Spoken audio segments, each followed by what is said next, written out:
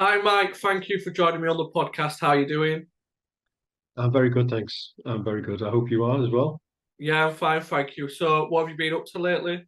Just doing what I always do, which is music and art and living the life, in here in North Wales on the coast. Do a lot of walking with the dogs, and we've got a couple of grandkids now as well, so they take up our time, and living the life, having a good life. Thanks. We'll get It's into all all good. the we'll get into all the music and art soon, but I just want to go right back. What was life like for you growing up in Liverpool? Well, 60s and 70s seems like a long time ago now. I have very fond memories, to be honest, living in Byron Park. We had a park right by the house, and used to go and play there with my mates from the road. And then uh, we'd go on holiday every year. We'd have a caravan, so we'd go to the south of France or Spain, and that. We really got out really quite a lot more than the other families did at that time. So my dad had um, sweet shop newsagents. My mum worked in it as well, and then we got another one, and so we had a couple of shops in the 70s. So um, yeah, it was pretty good growing up, really. Yeah, What haven't in, got any serious issues anyway. I don't think uh, so. what interest came first for you then, music or art? I think that they happen simultaneously because I think you're either creative or you're not, and I don't think you can very easily delineate between um, you know creativity is creativity. A lot of actors, decent guitarists, have been in bands, and a lot of musicians end up acting, and a lot of writers end up, you know, um, painting, and I don't see it as one or the other. I think it's all. I think if you're creative, I think that's what you do, and you're going to find a way to do it one way or another. I was gonna say like a lot of musicians are also really into art. And I was gonna say why is that, but is that what you're saying? Like it's just another output for creativity? It's the creative um your creative mind or your creative heart or your soul. It's what you do. Some people do it, and some people don't. But I think everybody's capable of doing it, but it comes a lot easier to some people than others. I've just always done it. It's just come very natural to me, and you're not always on the money, you're not always hitting the target, but you still got to do it because it's who you are and it's what you are. The 80s were like a dire time for Liverpool and Britain. Do you think like art was also an escapism for people as well? Um, I don't know if it's as much a reality check as it is escapism. I mean, obviously, artists they want to create another world and represent who they are as they see it. But escapism, I don't know. Couldn't answer that one. No worries. You mentioned there that your mum and dad had shops, and Mhm. your dad used to get like old jukebox records that you would take. What kind of songs were you listening to at this time and artists? That's right. I mean, I was so lucky because it was just a box on the counter, and my dad let me take whatever I wanted. So they were the old 7-inch jukebox singles without a middle in the middle. So like you had to clip in a little plastic middle so to play it on the turntable. And I was very very fortunate, and that is literally how I came across at the age of 14 and 15 people like Jonathan Richman and the Models. Um, all the Bob Marley singles, all the Stranglers singles, um, even the Saints, "This Perfect Day," which is a classic folk single I got there, and yeah, it was happy days really. It was, and then my sister had, she's a couple of years older than me, so she had all albums which of artists which I didn't know about, like all the David Bowie and Neil Young, and so that was all really great as well to get access to that. We've mentioned before about different art forms you took an interest in, music and obviously art, but you started out doing poetry. How did that come about? It was just a matter of wanting to express myself, and I did it with words before I could play guitar or anything like that or write tunes. So I used to just say these poems, and I mean it's a real tradition in the Northwest. Um, John Cooper Clarke was obviously an influence when I saw him on Granada Reports. That was a mind-blowing thing, doing a Kung Fu International and humor. Well, I mean, that was also alive and well in Liverpool with the Mersey beat poets, like Adrian Henry and Roger McGough and Brian Patton. They had that best-selling book called, the Mersey Poets, and that was like pop poetry, really. So it wasn't your standard "I wandered lonely as a cloud." It wasn't full of like, it was humorous and it was contemporary and there was you know funny things and like about Batman and stuff like that. So I mean that's the kind of that was obviously very appealing to a young man. You went around like clubs performing your poems. Did that help you later on? Like that experience of performing live help you when you started being in bands? Yeah, I think to be honest, I mean I must have been certainly wasn't low on self-esteem. And to get up by yourself with a little notebook and just start saying things in Liverpool, I mean, you're drawing a big target on your head. And but I pulled it off. I got away. I got away with it. I even got on TV on Granada TV in 1980, saying my poems, and Craig Charles actually did a lot of gigs with him as well around about the Left Bank Bistro and the Everyman and Brady's. He was doing similar stuff. And we just it was just about expressing yourself, and having a laugh, and I was slagging other people off, and what do you do when you're a teenager? I So, was gonna say it's more nerve-wracking going up and reading a poem in it than being in a band because it's like everybody you're just got the center of attention on you, haven't you, instead of the band and the music and yeah. stuff. I do, but I also think that you command a bit of respect, really. It's like "Thee Who Dares Wins." And a lot of artists get away with stuff because they believe in it. If they're sincere, if somebody's being sincere or if somebody's just bullshitting. And I think if you get up and you go, "This is what I think a lot of, I think the audience in general um respect you because they're not doing it. You are. So Yeah, yeah. and it's all a learning curve, um but I have fond memories about that. I used to play with a punk band called New Clone, doing gigs with them as my poems. I remember coming back from art school once in St. Helens, and there was a load of right scallies on the on the train, and and he went, "Look, that's that badger fella," and then they demanded I start saying my poems. So I read poems all the way on the train journey from St. Helens to Roby, and everyone was laughing, and it was, I didn't get beat up. I got a laugh out of it. So that's a happy memory. I'm guessing doing the writing the poetry and stuff helped you with the songwriting later on down the line. Then Yeah, I think I got into words before chords, and I did have a guitar when I was little in school, but I couldn't play because it was always out of tune. So they didn't. I couldn't practice because it didn't sound right. So this is before tuners and that. So it just stood in my bedroom for years, a little classical, and then later on I decided no, I really want to go for this. So then I started to use my guitar as a songwriting um, outlet, putting tunes together and chords and stuff. how many bands were you in before you started the Lars?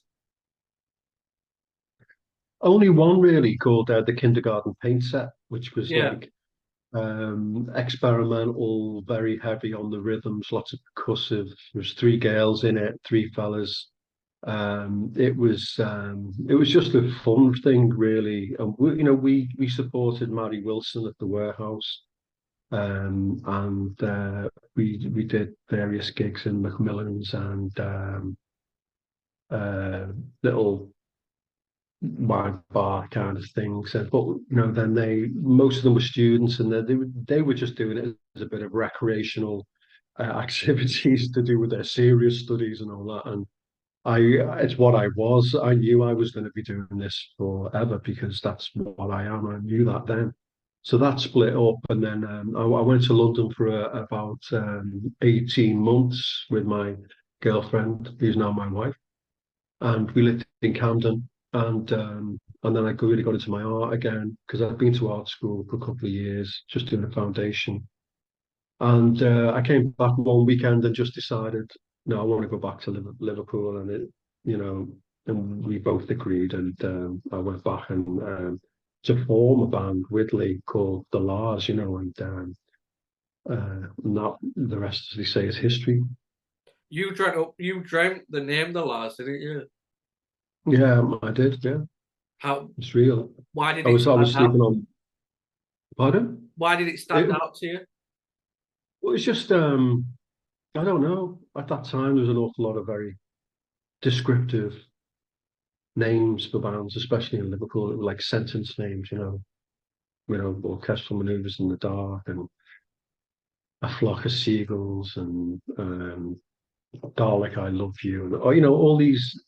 The teardrop explodes, but they're all very kind of long and quite psychedelic kind of images, and I like the way it was just reduced to a couple of letters. That's what I wanted to do, be really reductive, um, and take it right back to something minuscule, like la, a simple, a very, very simple name, a word that a baby could say, and it's musical, Yeah. and it is la, as in lad, I suppose. But I think I wasn't really thinking of that at the time. It was more like, you know. Anyway, yeah. I just saw it in a dream, these two letters, and then I thought that'd be a good band name. That so the last. So When yeah. did you first meet Lee, and what did you think of him at that time? I was in the Everyman Bistro, and I just thought he was a very cool dude. I mean, I'd been in Uclon, and so I knew a bit. And my mate Johnny Mellor had brought him round to the house once, one winter. We walked into the village and everything. He was just a really good laugh. But I knew he was super talented as a musician. And so when I met him and bumped into him in the bistro, I just thought, yeah, I could be in a band with that guy. And that's when I came back from London. I hadn't even told Lee, but I knew it was kind of written on the wall. It was going to happen. What were the first like jams and playing together like well, like at home and stuff like that? Uh, well, at that time, I wasn't playing the guitar still, so I was still doing like me writing the words and everything. And Lee was like, um, you know, coming up with tunes from my words from the meter, and I'd tell him like I want it to sound like this, or can we make it up tempo? And I was into me rockabilly and me discord and beef arty stuff and the fall and all that. So I mean, I wanted it to be quite up tempo and heavy on the rhythm and that's what like Reindeer was, and Red Deer Stalk, and um, bunch of others, and that's the way it was. And then when I started learning the guitar, that's when we started to really co-write stuff. I think musically as well as the lyrics. Did any of your old poems turn into songs, or did you take any lines from your poems and put them into songs? Well, no, they were. That was all new material. I mean, I was very prolific. I always had a notebook in London. I was filling pages sitting on the old Routemaster 60, the Routemaster buses, and I'd be going along in London just writing stuff down and all that, and then inspired by everything that I was seeing and the news, and uh, everything kind of informed what I was. Um, how I was expressing myself. And um, Yeah, then I just kind of that was like when I really, really seriously got into the music with the Lars for the first time, and that lasted a couple of years, and then I moved on to other things, other bands and that. Uh, it lasted as long as it was supposed to, and then I formed a band called the Onset, and I was actually in them for 5, 6 years. We, toured all around Germany and around the country doing the college circuits. And our album was out before the Lars album, as it transpired. And that was just really great times. We had Probe Records. Who was the local record shop? They in Liverpool. They put out their album. When did the Lars start getting recognition when you were still in them? Yeah, really kicked off in summer '86. Lee and I had been gigging um, for about a year, 6 months to a year, I suppose, before that summer. But we'd been just getting stoned, writing songs, and getting hooking up together. We kind of vibed off each other. We had very similar kind of music interests and very similar music influences. We both came from the Eric's punk stable.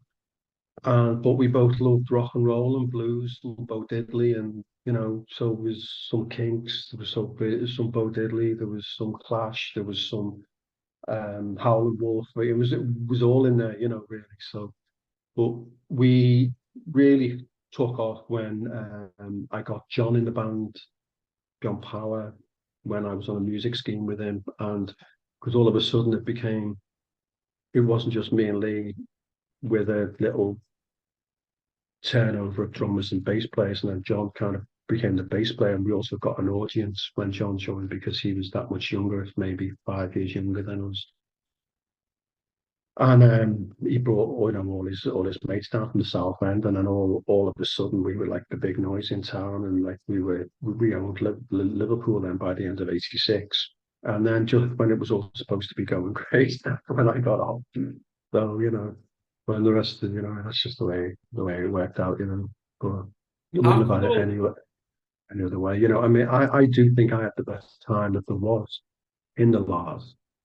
Um, it was different after I left and Paul joined, and they were still great for another year, but then they just kind of ran out of road, and Yeah, this whole idea of us that we were going to be together for a decade or two and release a whole string of albums, and but it didn't happen, so for various reasons, which I've talked about many times. So let's move on as well from that, because I've done a lot since.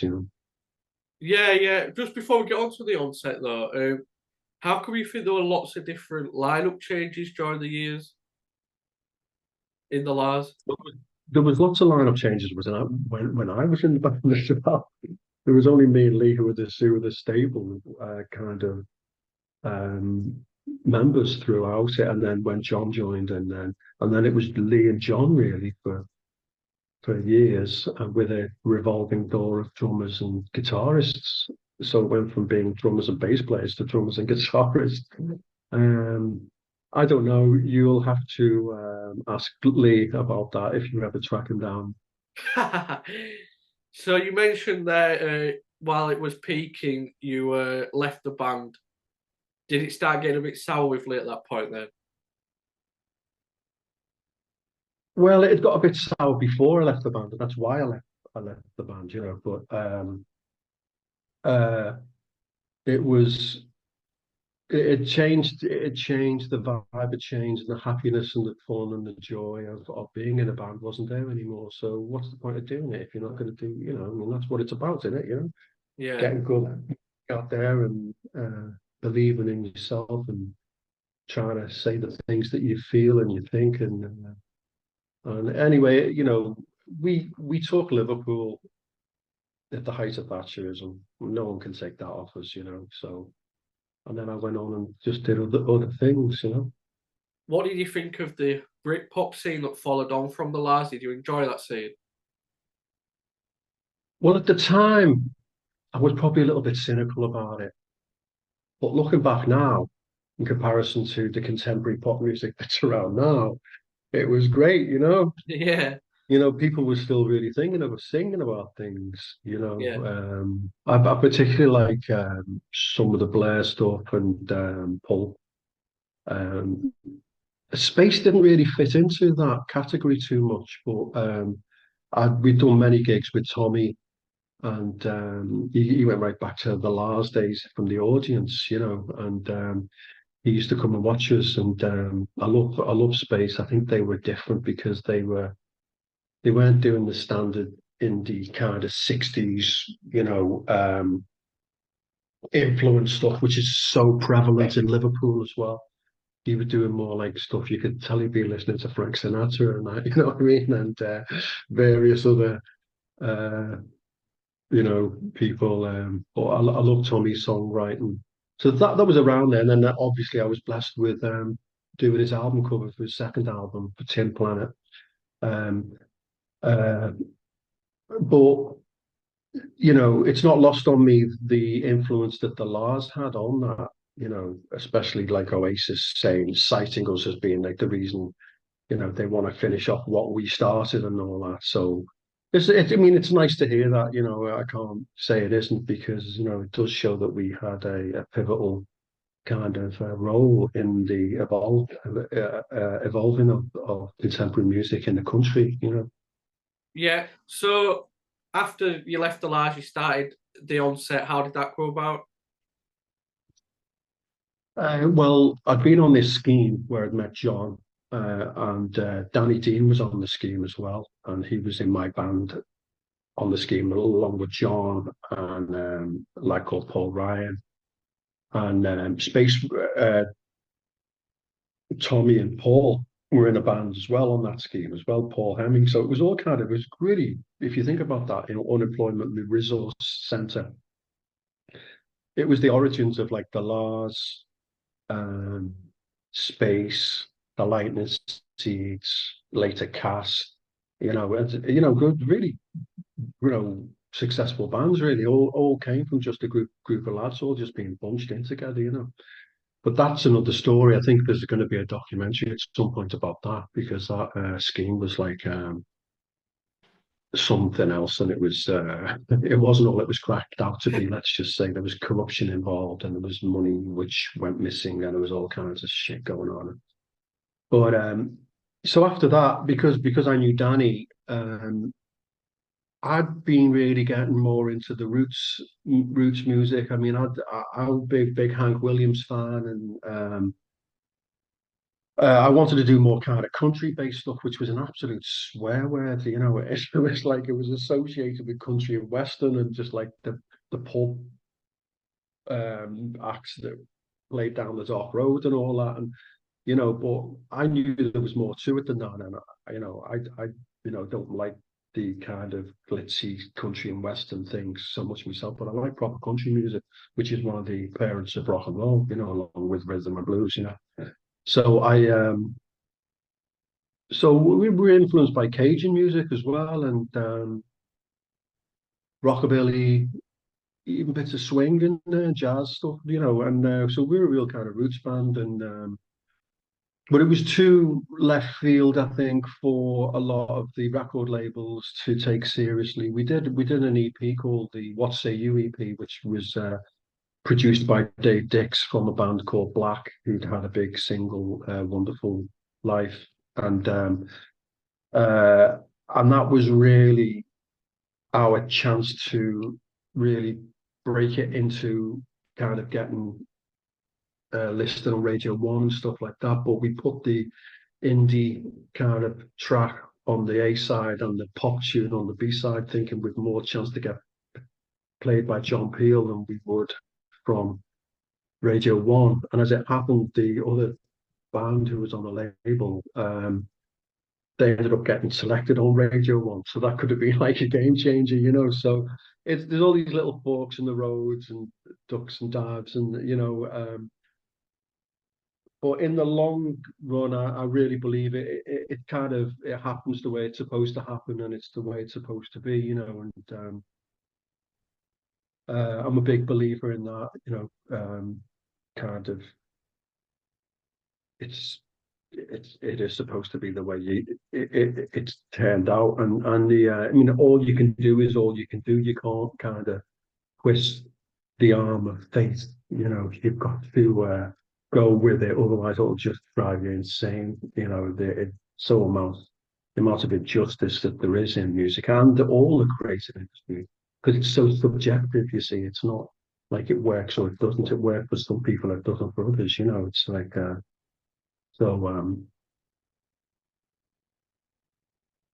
Did you with the onset, like you jumped straight into that from the Lars? Did you, like we've mentioned before, if you're an artist, you've got to have like the creative output and stuff. Did you need to jump straight back into something else? Well, I certainly wasn't going to do anything else but what I knew that I could do, and I knew that this was what who I was and what I was, and no matter what band I was in, I was going to be in a band, and I was going to do music and express myself through music because that's just why the way it appeared to me, and it still does. It's very much like that. I'm 62 years of age now, and I still feel exactly the same as when I was getting up saying me poems in Brady's or whatever, and you're still kind of fighting the good fight, and trying to be true to yourself and express yourself the best of your ability. And the way I see it is that if you're continuing to do it, you're successful. Doesn't matter how many top 10 hits you've had or how many discs on the wall or any of that shit. It doesn't really matter. A lot of it's just luck anyway, or it's just, you're in the right place in the right time, or you were, if you're doing it, you're successful. So I consider myself to be successful because I'm still doing it. Yeah, I understand what you're saying. Yeah, yeah. You mentioned that a lot of bands came from Liverpool, like Cast, Lightning Seeds, Lars, and loads of others. Was it a competitive between the bands, or did you all get along? I think we pretty much all got along. Well, I did anyway. But I mean, the onset was kind of we were on the underbelly of that. We were kind of playing all the student union bars and going to Europe, and I mean, we were getting national airplay in Germany. We were getting national airplay in France, but there was no record available, and we didn't coordinate it because we were just a little indie label. Because this is what the major labels did, of course. They'd have a PR team and they'd have distribution and they'd have everything, released, um, or coordinated and stuff. They had, the PR teams and all that. And but we were just doing it like on a wing and a prayer kind of thing. So um, now the other bands, there's always going to be competitive stuff between bands. I've all seen that wonderful scene in Spinal Tap when they bump into a band in the reception of a hotel. They go, "Oh, hi, how did you go? Yeah, that's great to see you. Yeah, you're playing now, aren't you?" Yeah. Turn around like fucking wanker. It's like so. There obviously there's always going to be that element because there's a competitive thing, especially if somebody's been more successful than somebody else. But uh, it's not like you're digging ditches. You're playing the guitar. You're not. So I don't think you can moan about it much really. And competitive things is yeah, that exists in all walks of life and all walks of business, doesn't it? Yeah, yeah. Did you enjoy your time in the onset then? I know it kind of fizzed out at the end, but did you enjoy it while you were doing it? Yeah, of course. Yeah, 5 years. It was great. It's very frustrating though towards the end when we were kind of um we had to realize really that it wasn't going to go any further than this. And not everybody had our vision of what music was, and but we all, we eventually just kind of dispersed and went our own ways. But it was all very amicable, and we were all still friends, and we're still very good friends with them all now. The guys in the band, Simon Cousins, he releases his own music. Danny Dean has got a band, a kind of guitar surf band called the Full Fathom Five, who were fantastic. Obviously, Paul Hemmings, he formed the label with me, the Viper label that we went on to do, and yeah, it's just it was a great experience. It was a great experience. I mean, obviously, I can't say that I wouldn't have loved to have played Glastonbury and I wouldn't have loved to have played a load of big festivals, but we just weren't kind of big enough, and we didn't have the funds or the the promotional backing that you need to get on those gigs. So. You worked a couple of times with the Lightning Seeds appearing in their videos. How did that come about? Well, I got to know Ian through a mutual friend, and when the Onset were active, we'd been in the Echo, and he'd seen this photograph of us in the Echo, and he thought it was a great photo. And I think he thought we looked good in that. And but then so when he formed the band, because he'd recorded it all himself, Ian, because he's a music producer, but he was going out as a band and he wanted to start gigging as a band. So he asked if I'd be the guitarist in his videos, and he did a bunch of TV stuff with kids TV on the Saturday morning stuff, um, and yeah, I mean the Lucky You video particularly was it was great to be in that because I really like that song, and it's been a bit of a um, lucky talisman for us, that song. I like that. And it was nice to be in the video and going down to London and staying in posh hotels, and like this is that other world that exists, you know. You know what I mean? Not Yeah. sleeping on people's floors, promoters' floors in Berlin or something like that, you know, like but it was all, it's all valid. You were still doing like your art while you were in the Onset, but after the split, you started getting exhibitions and stuff for your sculpting. What was that time like?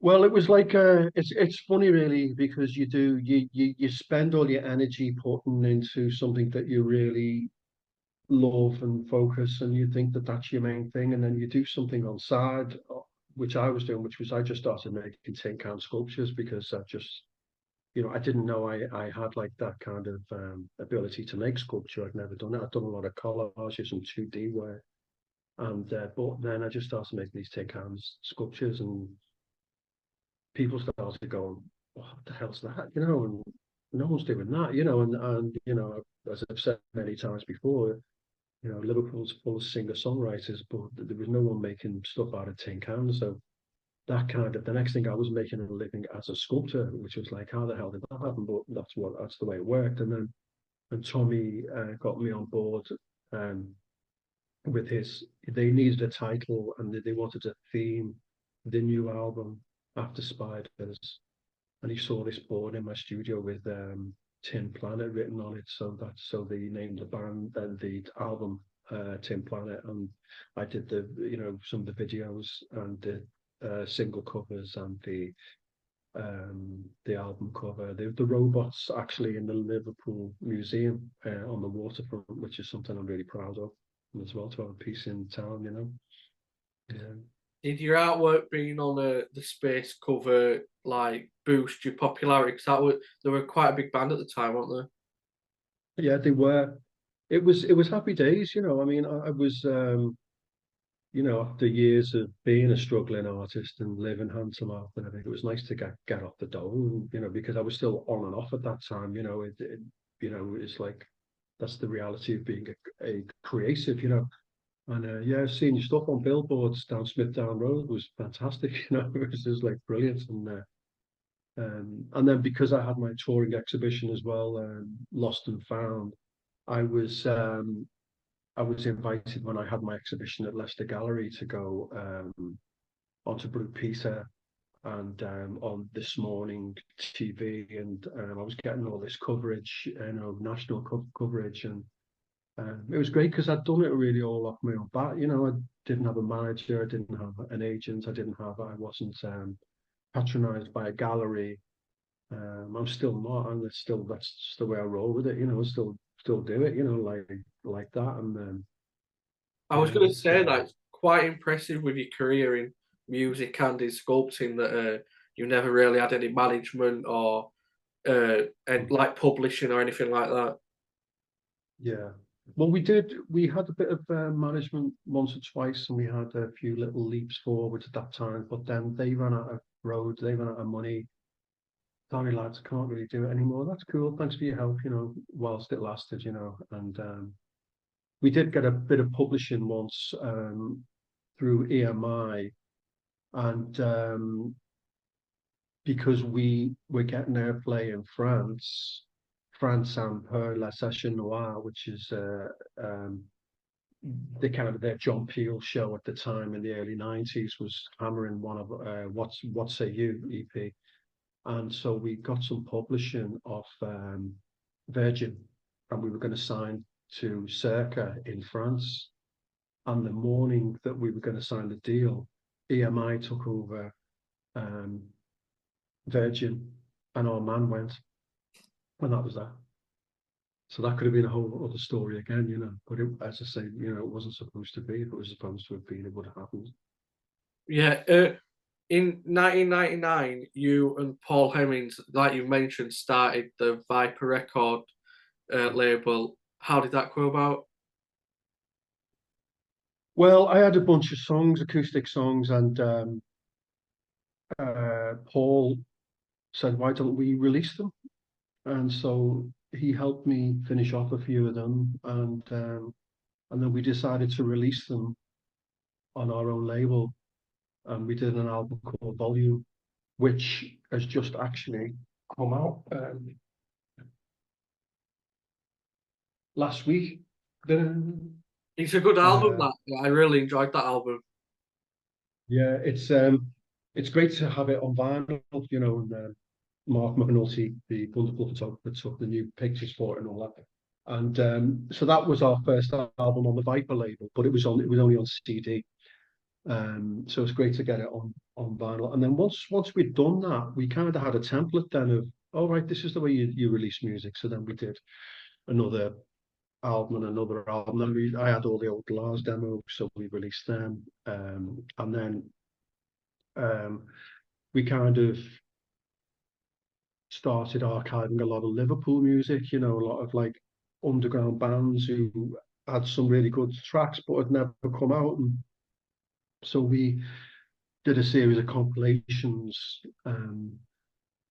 to expose that underbelly of Liverpool music that, some people knew about and some people didn't. And then we went into the Mersey beat genre with the help of the wonderful Spencer Lee from Radio Merseyside, who helped us put those together, and we released a whole load of music that would have disappeared through the cracks, really, with the floorboards. It would have just disappeared had we not done that. So and then it's still going, the label. It's kind of a quieter now.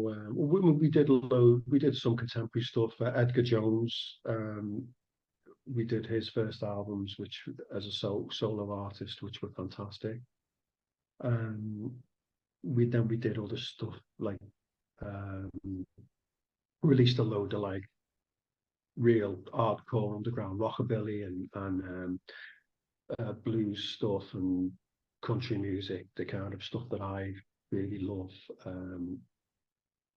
We did a series of themed compilations as well with the Viper label. But yeah, that was it was great to be involved on the other side, releasing other people's music as well. Just on that Volume album, it only took 2 days to record that, didn't it? I can't remember. I mean, we did demo it in our attic. I know that. So we knew what we were doing when we went in, because it was so sparse. There's no electrical music on it at all. We recorded it with a Spanish guitar and an acoustic guitar, and then Louis Johnson came in and he played cello on it, on a few of the tracks, and then we went over to Henry Priestman's, who lives on Anglesey, and we went to his studio, and he put on some organ and a bit of accordion and some piano, and so it was kind of probably 3 days. You know, yeah. I know you're still working with other musicians like on your solo stuff, but do you prefer being in a band or doing it solo? Well, it's great to be in a band because it's like being in a gang, and you kind of got a commonality between you, and you're unified, and when it's done right. Um, but I tend to really, I don't know if I'll do another band. I mean, I'm graced with having musicians who will play with me, and so that's wonderful in itself. And the Furious boys here, that's Oh yeah. the they're from Liverpool, the Wirral. Um, they were brought up on the Wirral, but they're from Liverpool originally, and they're proper rock and rollers, and they're a lot younger than me, but they like what I do, and so they back us. Um, Sometimes when I do gigs or recording, they're playing on my new single, which is out next month. What's it called? So keep them busy so they don't look up. All right, yeah, I'll definitely give it a listen. You've Yeah. released a few. So you know what it's about then. And we recorded a video in a big kind of mansion house on the North Wales coast for it, which is a bit ironical considering what it's what it's actually about, which is in work poverty and people sleeping rough, and that, but and about just keeping everybody too busy paying their bills to actually realise that it doesn't have to be like this. So yeah, so that's my next single out next week. Sorry, next month. Yeah, actually, it is next month, next week, isn't it? Yeah. Um, you had a few other solo albums out since Volume. What's your personal favorite one? Well, one that went really under the radar, which I love listening back to now. I mean, I don't listen back to my stuff very often, but that one has a calling. It's an album called Rogue State, which I did with the Viper label. Martin Campbell produced it from the Lightning Seeds. He's an immense talent, and it's Tony McGuigan's on it. He's playing drums on it. Paul's playing guitar on it. Um, that had a lot of legs. It's just, but you know what? If people don't hear it, no, nobody's going to buy it. But I never ever take it personally if my albums don't do very well, because I know that if people don't know that they exist, that they're not going to fly Yeah, out, are they? Because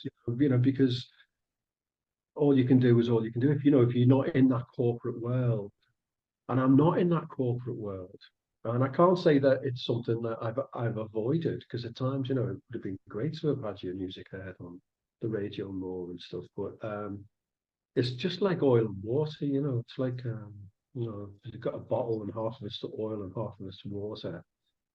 You can shake it up as much as you like, but it's going to separate. And no, I think I'm very much water. You know what I mean? So, and maybe things will change. It doesn't matter though, because it's all good the way it is anyway.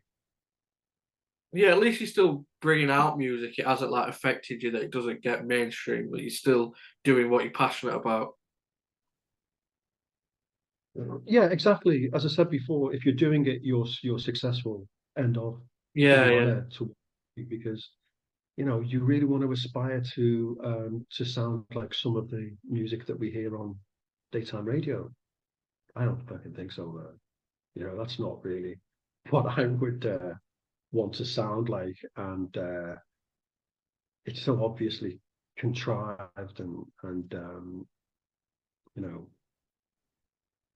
I would much rather do what I do on the level that I do it, and people can take it or leave it. And I've got a little hardcore base of people who buy everything I do, which is lovely. Of course, I'd like it to be more. Who wouldn't? Because that's why we do it. But I'm not going to lose any sleep over it. No, no. In '99, you actually met back up with Lee, and there was talk of a new Lars album, um, but it never materialised. What was that like, seeing Lee again and working with him again?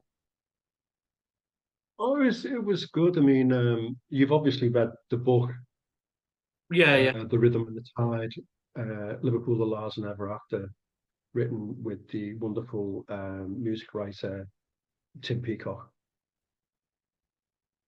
For you to know that. But that's why I wrote that book, really, because I wanted to draw a line under it, because it's been such a weird story and it's so kind of crazy. I wanted to just draw a line under it, really. But yeah, it was great for a while getting back with Lee. We kind of had like a second honeymoon type of thing, and then unfortunately it just didn't really materialize into anything, and so I had to cut off, because I'm somebody who, if I say I'm going to do something, I am going to actually do it. I'm not going to talk and pretend that something's going to happen and then it doesn't happen. That to me is an affront to who you are as an artist. An artist is somebody who delivers and is proactive in their creativity, and um, anybody can sit around talking. yeah. Not everybody can deliver, you know.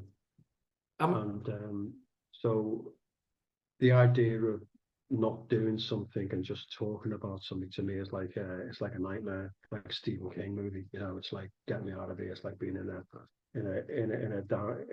a vortex going nowhere. And I don't really, I don't think anybody would want that. And it's not good for you.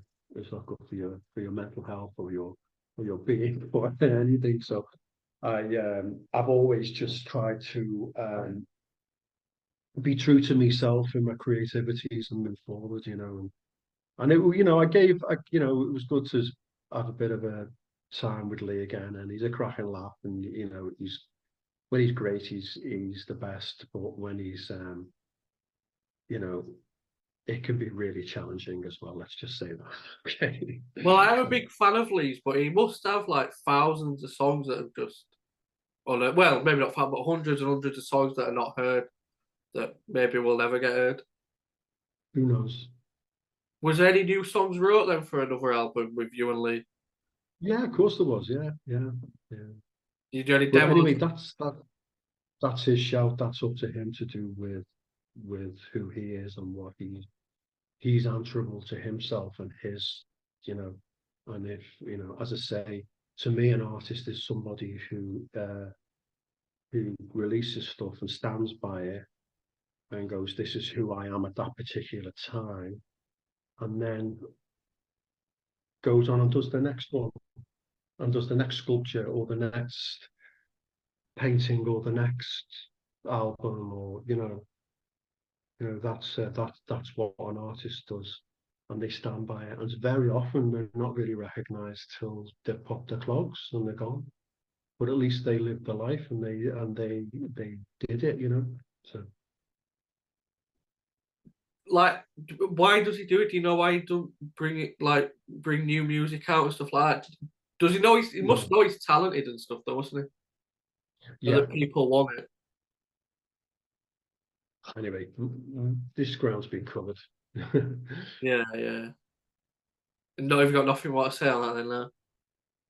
No, When did you last see him?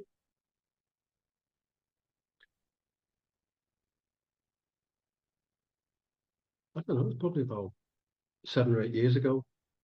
Bumped into him, it was always very friendly, and how's it going, and all that. Do you not keep in touch with like a friend's, like not on a music basis, but on a friend's basis right now? No, no. What about John? Yeah, I see John from time to time. We've got mutual friends. It's always friendly. It's yeah, we've got a lot of um respect for each other and what we've done. But times move on. We've never lived in each other's pockets. You move on and you do your thing, don't you? So Do you? I know it's probably never going to happen, but if there was talk of a large reunion, would you be up for it? no, Would you not? Not, no, not to no, just do a few gigs or anything like that. No. no. Doesn't appeal to me. I'm too busy going forwards to look backwards. An awful lot of people, they spend an awful lot of time in that little cradle of that little blissful time that they had way back in the 80s or whenever it was. And you know, it's important to move on and not really, you know, you're never going to recreate that anyway. So, what's the point? Make new stuff. Go forward. An artist move goes forward, you know. So you've mentioned you've got a single coming out next week. What else have you got lined up for the future? Yeah, it's great working with my son Ray, Ray Badger. He's at Lipper doing music production and songwriting, and he's got the music book like I had. God bless him, and all the trials and tribulations that come with it. But uh, I'm recording with him at the moment a new album. We've got about 14 songs down. Some of them need finishing off, bits of back vocals on. I'm going to get Henry to put down some Hammond on a couple of tracks as well. So it's a much more eclectic album than I've done of late. The last couple of albums I've done have been pretty much straightforward rockabilly and country, which is what I love. But this is like it's got like more kind of, I'd say you could say indie pop tunes on as alongside, rockabilly and bluesy stuff and punky blues, and so it's still more of the same of what I do. But Ray gets me. He knows. He's been brought up on the music that I have played him, and very very eclectic and broad church from psychedelic garage, 1960s rock and roll, and right back to like Charlie Feathers and Johnny Burnett and the Rock and Roll Trio, and all these people and who've inspired us. I mean, it amazes me the way more people don't know about these people. I mean, you get to hear soul and Tamla Motown and great soul music. It's on the radio all the time, but you never really hear any of the roots of rock and roll. And I don't understand why, because people love it, and it's like it inspired like Jimmy Page and Eric Clapton and all the people who created contemporary music. Jimi Hendrix and all that. I mean, I, I don't know why it's not played on the radio more. Yeah, but my new single, "Keep Them Busy So They Don't Look Up," um, kind of a hybrid, really. It's kind of like my two loves are like George Jones and Little Richard, and so it's like if those two kind of made something together, it's a bit like that. So it's kind of like up tempo, rockabilly, rock and roll kind of music, 2 minutes long. Do it, get out the way. You know, Ian Radcliffe's playing saxophone on it. He's fantastic, Liverpool saxophonist as well. So it's the first time I've ever recorded sax with him, which is brilliant. I've known him a long time. Used to homeschool him as a art teacher, But he's a great saxophonist, a brilliant artist as well. And so I've done a video for that.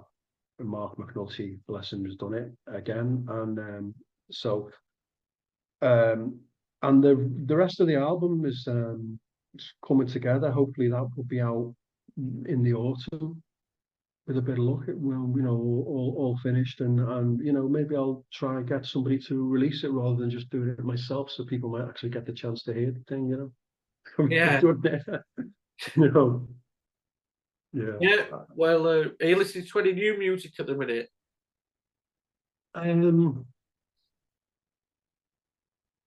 I do listen to some kind of, I don't know. I just it's not like I live in the past, right? Because I don't want to be like that. Because I want to be contemporary.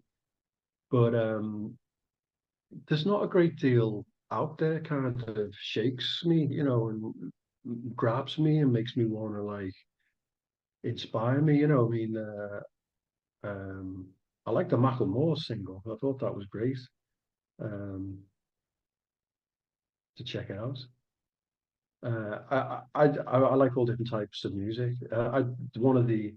One of the tracks I've done recently called "Driving a Wedge" with R.A. It's almost like hip hop, It's like I've actually used loops for the first time ever in my life, So because I always play live, uh, you know. But I wanted it to be a sound like bit like I don't know, maybe the Tom Tom Club or something like that, primitive kind of very you know um, hip hop kind of sound and stuff. But um, yeah, I'm still no, I don't really like a great deal of contemporary music.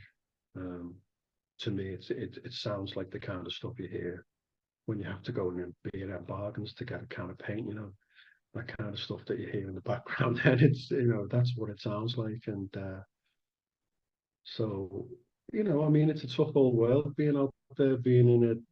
Music. I don't like to select people off, but at the same time, I'm not. I've got a very high standard of what I think music is. Yeah, yeah. Well, thank you for joining me on the podcast, and well, I look forward to hearing your single and your new album. Thank you, Ethan.